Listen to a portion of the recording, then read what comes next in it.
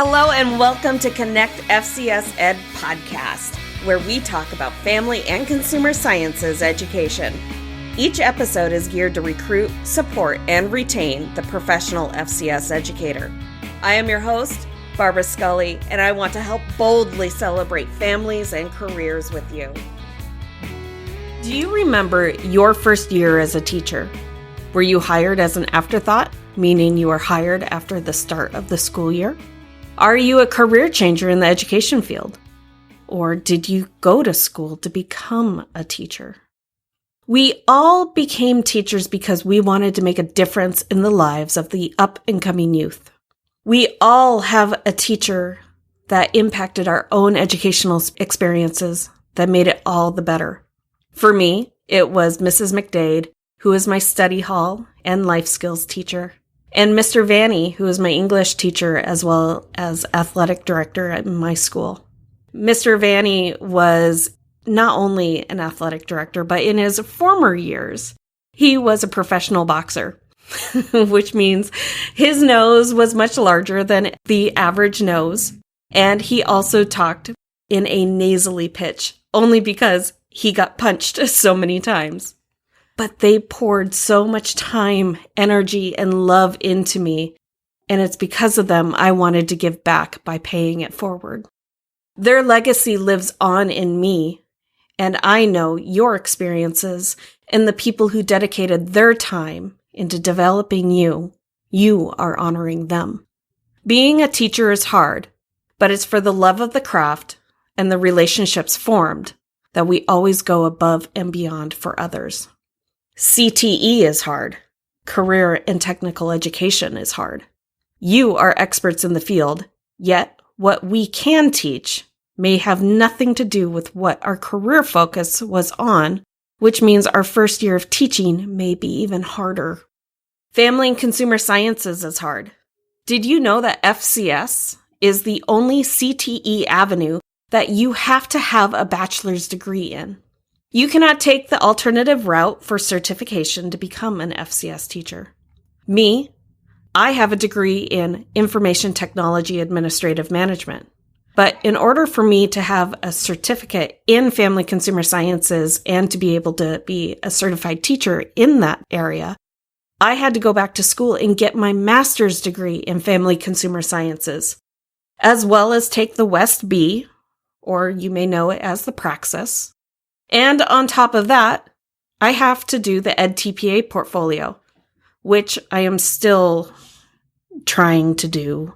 And because of COVID, it's not happening. But I'm having to do all those things, all while doing my job in teaching and learning.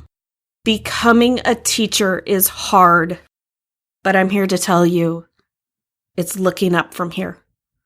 So on top of that, being a first-year teacher is the hardest. You have to learn to apply all of the abstract and theoretical skills you learned in college.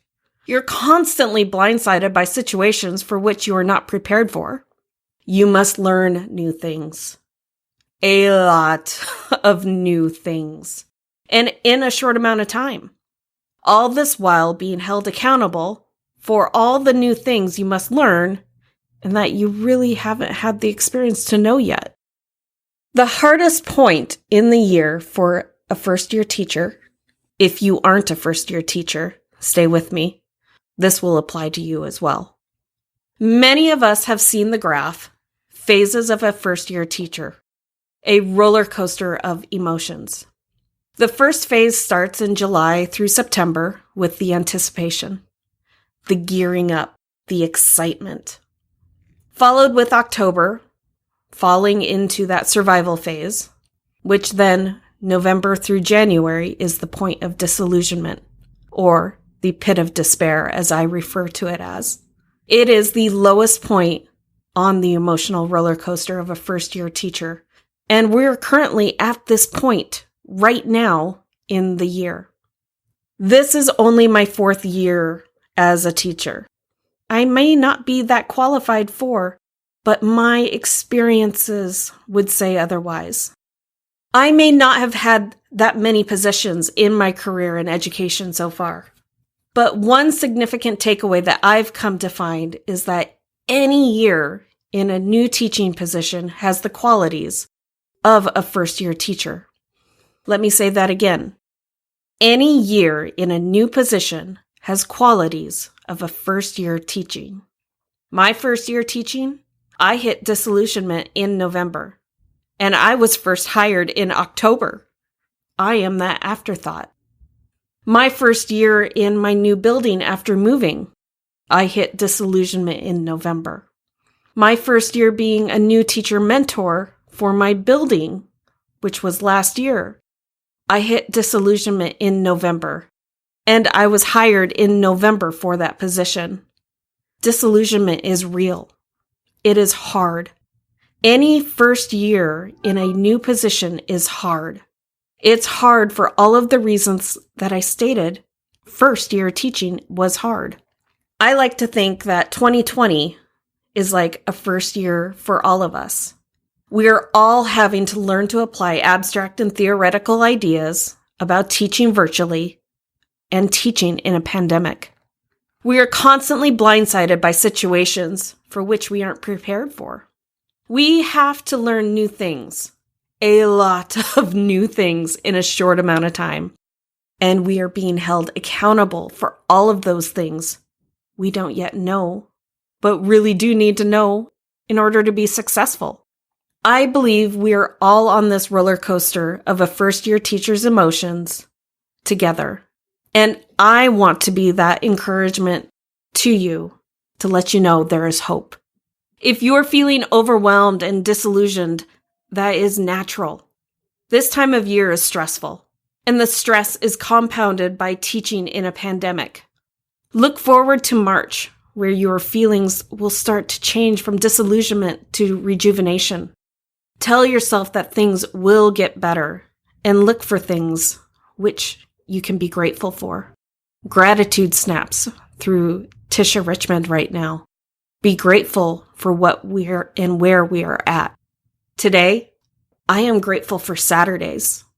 Saturdays for which I could smile and relax and not have to worry about the compounding of emails that I have had to sift through all of this week.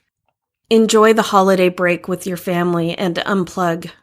We are all on this roller coaster together, and we are headed to an upswing. I promise. I also want to think that it's important to remember the power of collaboration during this time. Collaboration is an essential part of overcoming obstacles. There is power in collaboration. And I encourage you to reach out to someone with whom you can connect with. I have benefited by spending the past months discussing ideas, learning from others, and putting those ideas into practice. My recommendation to you is to create your own PLC and join online webinars, learning new skills for this year, as well as future years to come. Virtual teaching is not going away. So pivot we must. Look up what you need to know. So many people and companies are offering free online learning during this time. There is power in collaboration and relevant teacher professional development. We can virtually be anywhere.